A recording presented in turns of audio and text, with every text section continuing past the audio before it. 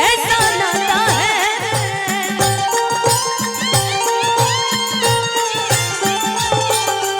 देख के तुझको दिल को मेरे चैन आता है, देख के तुझको दिल को मेरे चैन आता है।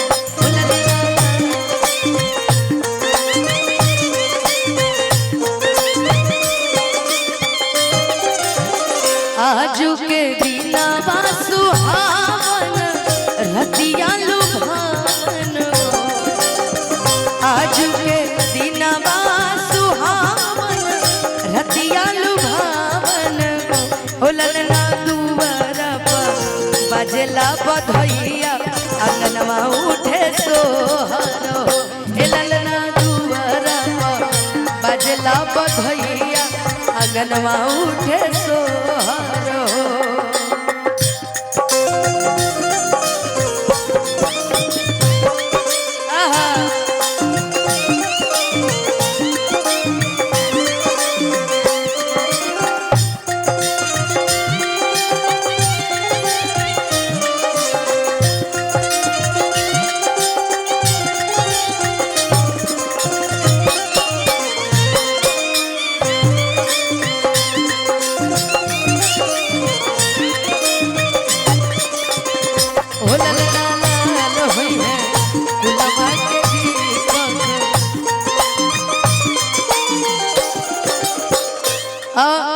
हमार बबुनी के ऊपर ही लाइन एकदम शूट करा था।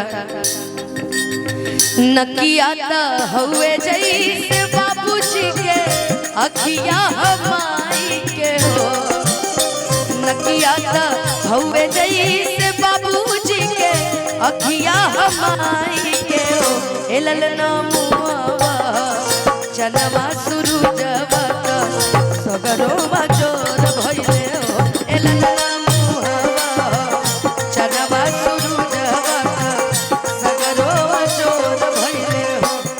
जब से तुम्हें देखा दिल को कहीं आराम नहीं,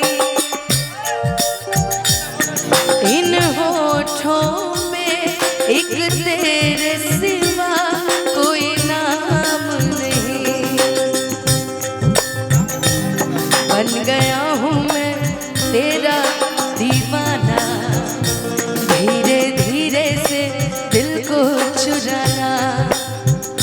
तुमसे प्यार हमें है कितना जाने जाना, तुमसे मिलकर तुमको है बताना। कि ललना लाल हुई है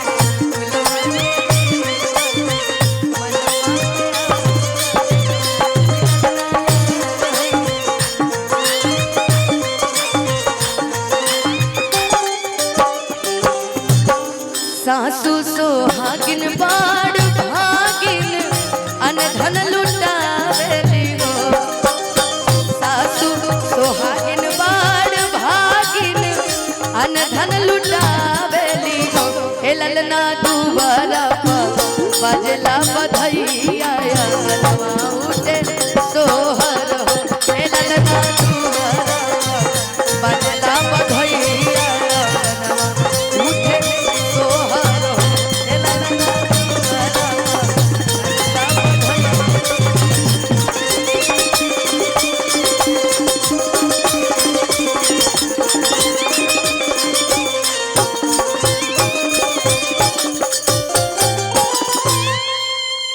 अनुपमा जी से एक रिक्वेस्ट रहेगा।